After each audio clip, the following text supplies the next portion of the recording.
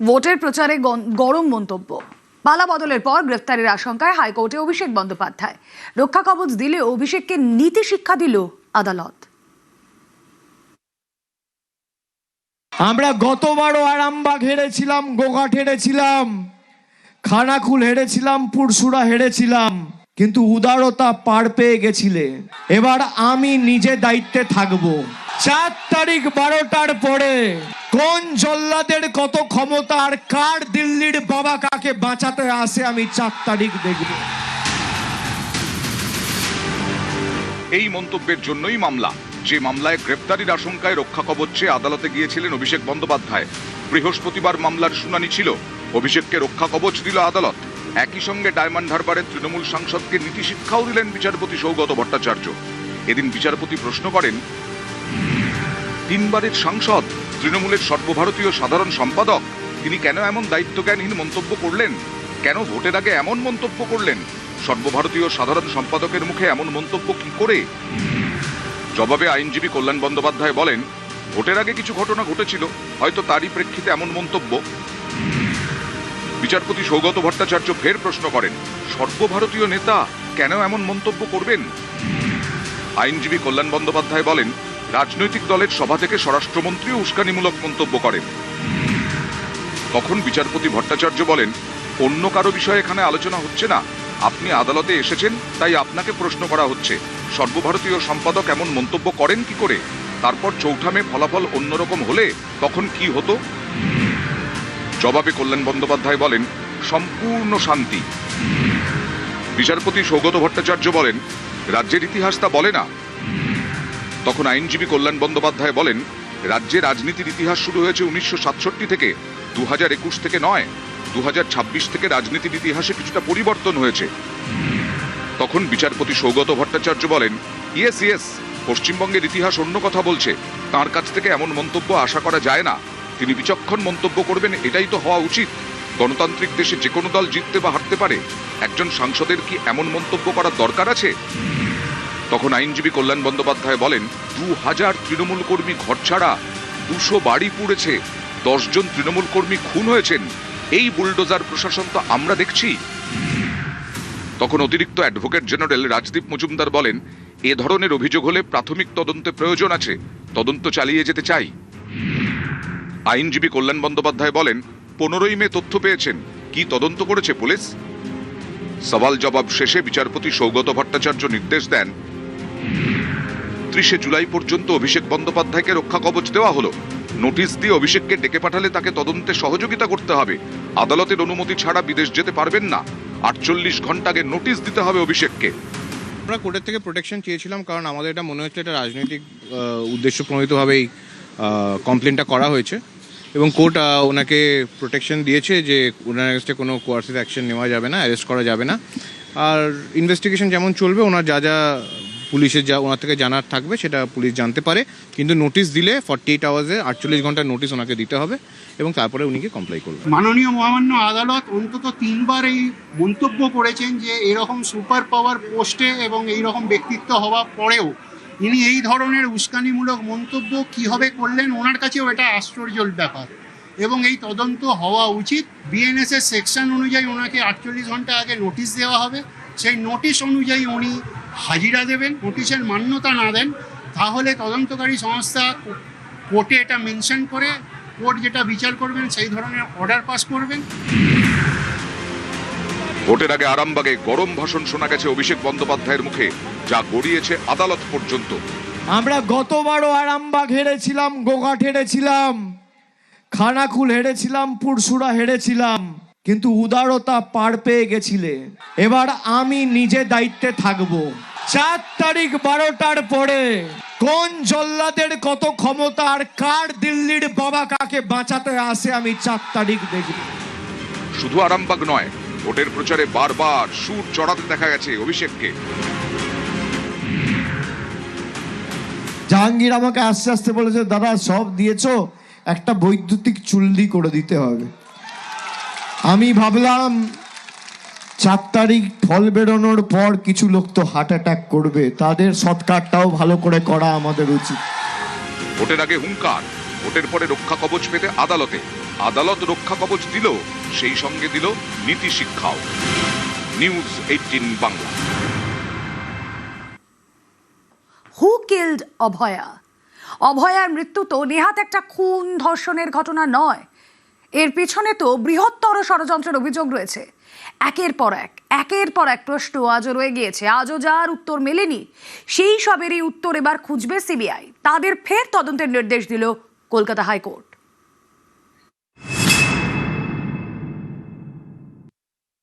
আগের সরকার যেভাবে অভয়ার কেসকে ধামাচাপা দিয়ে আসল দোষীদের আড়াল করে যে আইন নিজের হাতে তুলে নিয়ে সমস্ত বাংলার মা বোনেদের প্রতারণা করেছে, একটা মহিলাদের ওপর আক্রমণ, একটা প্রাতিষ্ঠানিক দুর্নীতি, সব খাতা খোলা হবে, অপেক্ষা করুন।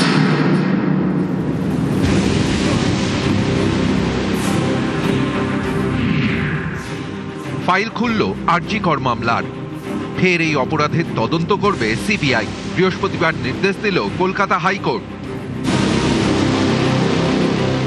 শুরু থেকেই এই আরজি কর মামলাকে কেন্দ্র করে ঘুরপাক খেয়েছে রহস্যের মেঘ। তদন্ত হচ্ছে, কিন্তু সত্যিটা যেন দূরেই থেকে যাচ্ছে। এক তরুণী চিকিৎসকের নৃশংস মৃত্যু। প্রথমে তদন্ত করল রাজ্য পুলিশ, তারপর সিবিআই, কিন্তু সেই তদন্তের ফল কাউকেই সন্তুষ্ট করতে পারল না। সবার মনেই যেন একটাই কথা, আজও বিচার পেল না অভয়া। চিকিৎসকের ধর্ষণ খুনের অপরাধে সিভিক ভলান্টিয়ার সঞ্জয় রায়কে গ্রেফতার করেছিল কলকাতা পুলিশ। তদন্তের পর সেই সিভিককেই কালপ্রিট বলে ঘোষণা করে সিবিআই। সাজাও হলো সেই একজনেরই। ক্ষোভে ফেটে পড়লেন সবাই। প্রশ্ন উঠল, এখানেই কি সব শেষ? যেসব প্রশ্ন রয়ে গেল তার উত্তর কবে মিলবে?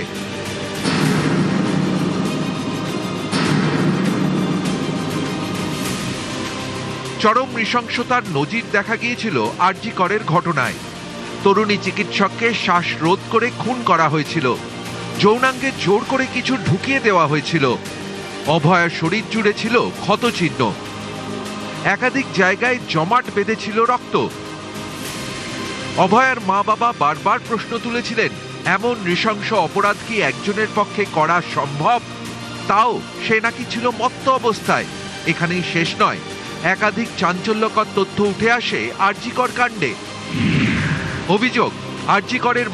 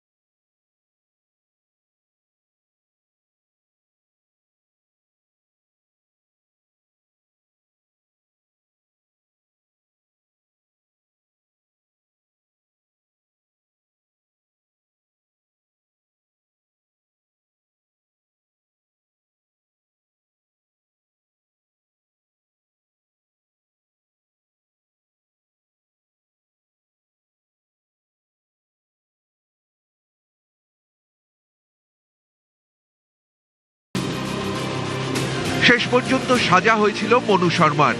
একইভাবে আরজি কর কাণ্ডেও প্রশ্ন, কে মারল অভয়াকে? সিবিআই তদন্তকারী অফিসার সীমা পাহুজার ভূমিকা নিয়েও প্রশ্ন তুলেছেন অভয়ার মা বাবা। অবশেষে যাবতীয় প্রশ্নের উত্তর খুঁজতেই ফের তদন্তে নামছে সিবিআই। সুপ্রিম কোর্ট এবং হাইকোর্ট এই দুই আদালতের হাতেই ক্ষমতা আছে সিবিআইকে কোনো মামলার পুনর্তদন্তের নির্দেশ দেওয়ার। আরজি করের ক্ষেত্রে সেই পথেই হাঁটল হাইকোর্ট। আগের সরকার যেভাবে অভয়ার কেসকে ধামাচাপা দিয়ে আসল দোষীদের আড়াল করে যে আইন নিজের হাতে তুলে নিয়ে সমস্ত বাংলার মা বোনেদের প্রতারণা করেছে, একটা মহিলাদের উপর আক্রমণ, একটা প্রাতিষ্ঠানিক দুর্নীতি, সব খাতা খোলা হবে। অপেক্ষা করুন। নিউজ 18 বাংলা। অভয়ার মা বাবার দাবি মান্যতা পেল কলকাতা হাইকোর্টে। আরজি করে তরুণী চিকিৎসকের ধর্ষণ খুনের নতুন করে তদন্ত করবে সিবিআই। 3 সদস্যের স্পেশাল ইনভেস্টিগেশন টিম গড়তে হবে 48 ঘন্টার মধ্যে। নির্দেশ হাইকোর্টের বিচারপতি শম্পা সরকার এবং বিচারপতি তীর্থঙ্কর ঘোষের ডিভিশন বেঞ্চের।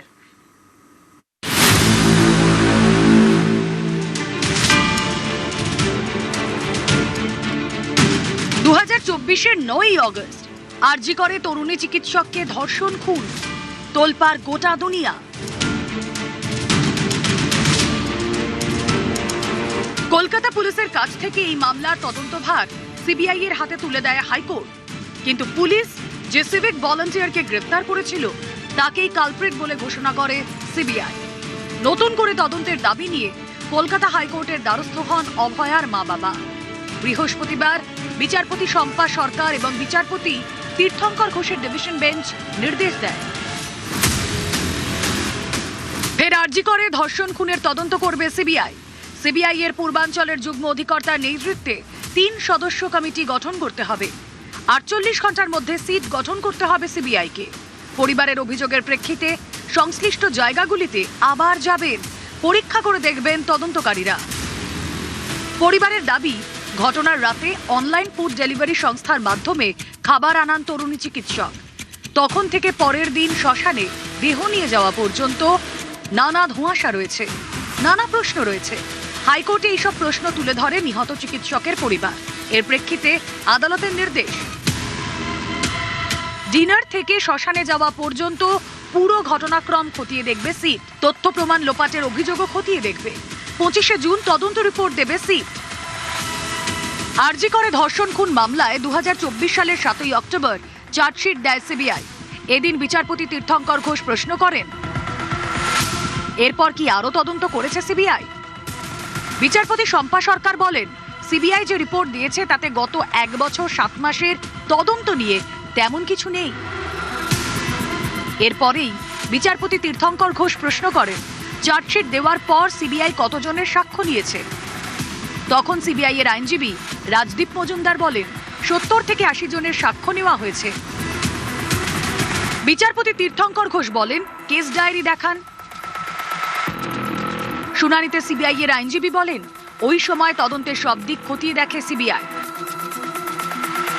তখন বিচারপতি শম্পা সরকার বলেন, সিবিআই রিপোর্টে ত্রুটি বিচ্যুতি আমাদের নজরে এসেছে। এর জবাবে সিবিআই এর আইনজীবী বলেন, ত্রুটি বিচ্যুতি হয়ে থাকলে তা পুলিশ এবং হাসপাতাল কর্তৃপক্ষের। সওয়াল জবাব শেষে সিবিআইকে ফের আরজিকর মামলার তদন্ত করতে নির্দেশ দিল কলকাতা হাইকোর্ট। শুরু হলো বিচারের নতুন অধ্যায়। নিউজ 18 বাংলা।